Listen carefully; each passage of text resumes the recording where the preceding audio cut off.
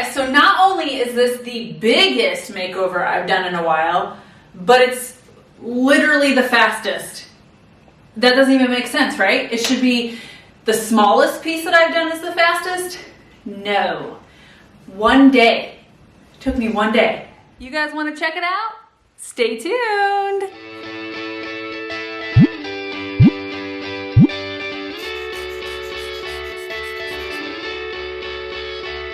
Hello everybody. If you are new here, my name is Crys'Dawna. Welcome to my YouTube channel.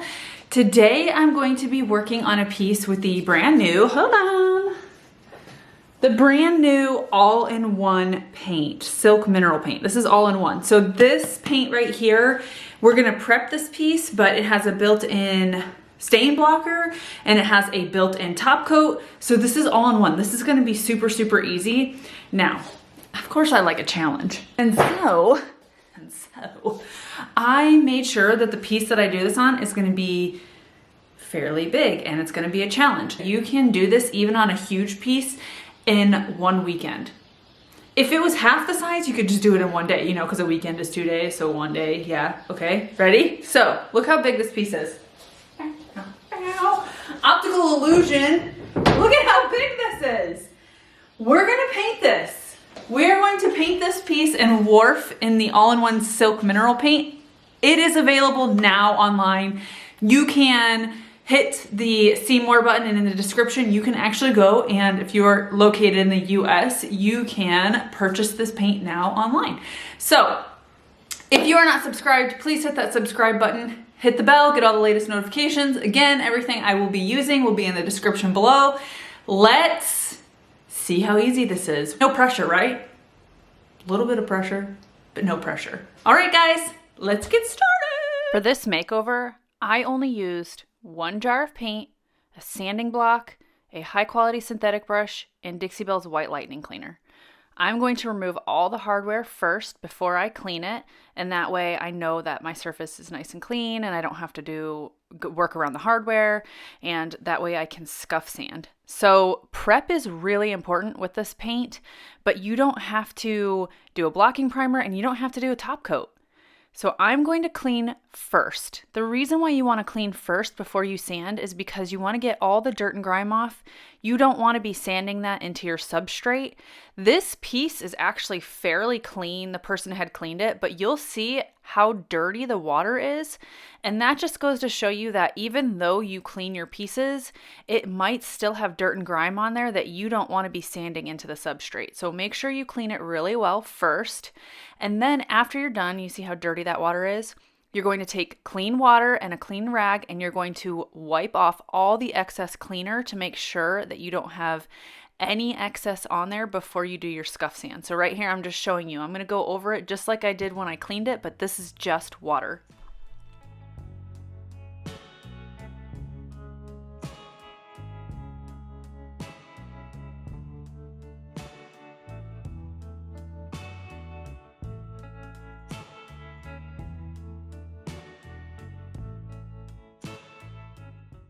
Once your piece is dry, you're going to go ahead and scuff sand it. I'm going to use the Surf Prep Rad Pads in Fine. And so the Fine is a 220 to 240 grit. So I'm going to scuff sand the entire piece. You can see here, I like the Rad Pads because they kind of go around the curves. So I know in the beginning I said I'm using a sanding block. I changed my mind, but it doesn't matter. Either way, all you need to do is clean and scuff sand this piece. And that's all the prep that you have to do on here. And so when I say scuff sand, I don't mean you sand down the finish off or you sand the finish off. I mean scuff the surface. That way it's 1, clean, and 2, it has a scuff on it to where the paint can bite on to that surface a little bit better. And then that's all you have to do. So I'm going to scuff sand this entire piece first.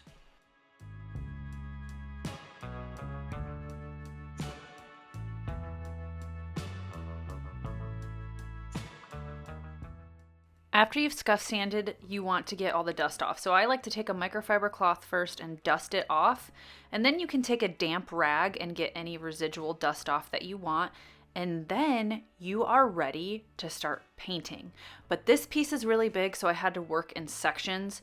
So I'm removing all the dust off first, and then I'm actually going to take all the drawers and the doors off and work on the frame first before I work on that. So I have to scuff sand the frame, clean the frame, scuff sand the frame, and then I'm going to paint the frame first before I paint the drawers and the doors.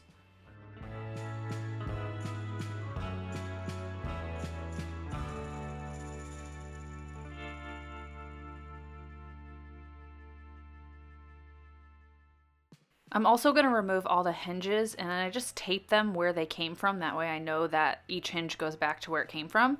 And this will make it much easier for me to paint. I don't have to paint around the hinges or tape them off. I am ready to now start painting this piece. I'm going to mix this up really well, but you can see the consistency is nice. It's not too thick, but it's not too runny. And this is Silk all-in-one mineral paint in the color Wharf. So I'm using a high quality synthetic brush, and I load my brush up. So what I do is I dip my brush, wipe off one side, and I leave the paint on the other side. Because you don't want to overwork this paint, once it starts to dry and tack up, you don't want to mess with it. This paint does self-level, and if you mess around with it too much, once it starts tacking up and drying, you will create brush strokes. So don't overwork it. Try to do long strokes. I know that I'm doing a little bit of a choppy stroke here, but as long as you're not overworking the paint, then it's fine. It's not going to dry after 2 seconds. So when we keep saying that it dries fast, I don't want you to feel like it's going to dry like super glue in the speed of super glue, but it does dry faster than your chalk mineral paint. So I want you to see right here, I have painted this, but there are some spots that I missed a little bit. Do not go back and mess with those, because once it starts drying and setting up, when you try to go fix those, that's when you create brush strokes. So just leave it alone, let it dry, and come back and fix that on the second coat. Now I want to show you what I mean by self-leveling. So you can see that there are some areas that are wet. You see how it's wet and it looks like it has brush strokes, but when it starts drying, that's when it starts leveling out. So even though there's the paint isn't full coverage, it's still flat, it's level on the surface. So when you see some areas that are still wet and you can see a little bit of the brush strokes, leave it alone. It's going to level once it dries. You want to allow 2 hours in between coats, okay? So now I'm putting my second coat on, and you can see here, remember how I missed a few spots on that first run through? Now this is what is going to solidify and make it look all even, is your second coat. So that's why I say be patient, don't mess with it, don't try to glob on the paint. Thin layers are really nice. Let it dry, let it self-level, and then come back on the second coat. For the whites, you might need a couple more coats, but for any other color, this one's Wharf, I only needed 2 coats on the entire piece. Again, it will self-level once it dries, so just put it on there and don't overwork it. And again, I don't use water, so you're going to load your brush up like I said. Dip your brush in, wipe one side off, and keep the paint on the other side and use it like that. If you have paint on your raw wood and you want to get it off, just take a microfiber cloth and put a little bit of water on there and just use your finger, and you can wipe across the area and you'll be able to remove the paint, so that way you have a nice, clean, professional finish right there.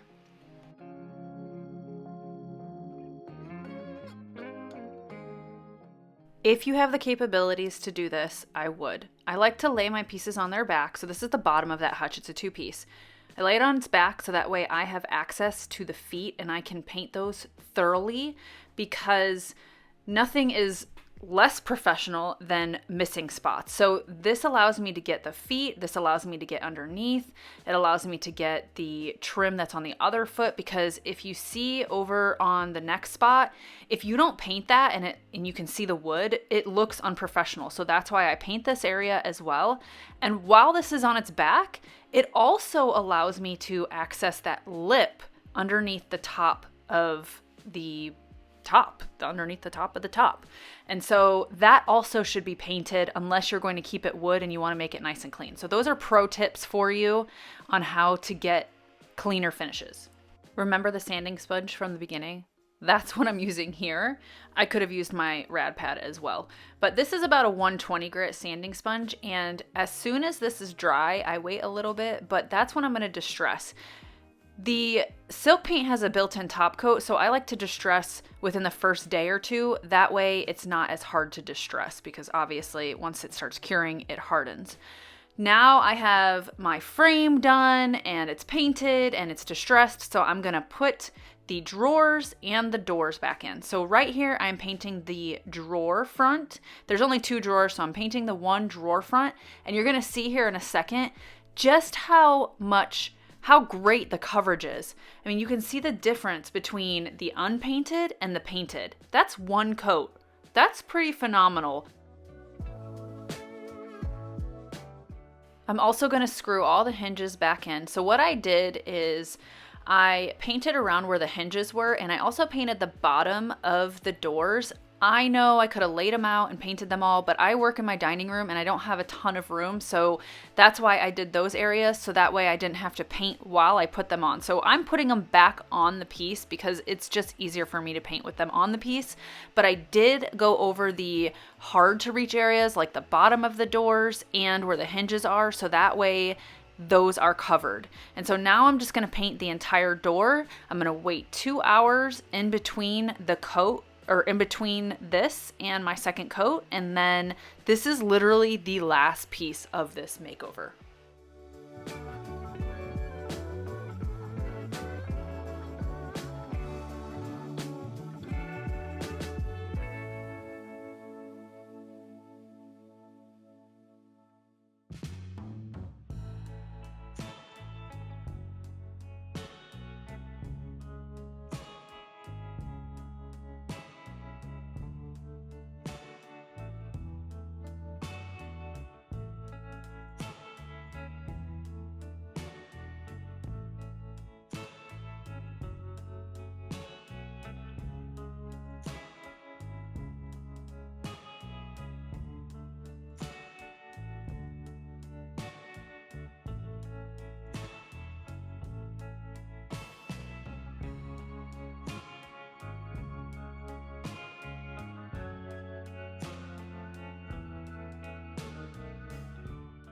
I wanted to give you a visual of how much paint I used. So this was a brand new jar. It was totally full, and I still have about a quarter of my jar left.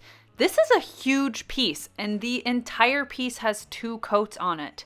So you shouldn't be using that much paint. This kind of shows you thin coats go a long way. The fact that I was able to paint this entire thing and only use 3/4 of a jar is a huge deal. Guys, I am done with this piece. Well, okay, I have to put the hardware back on right here because it's gonna have to dry. So I'm gonna let it dry for a few hours, and then I'm gonna put the hardware back on the handles and stuff. And I also have to do a little bit of distressing, but it's pretty much done.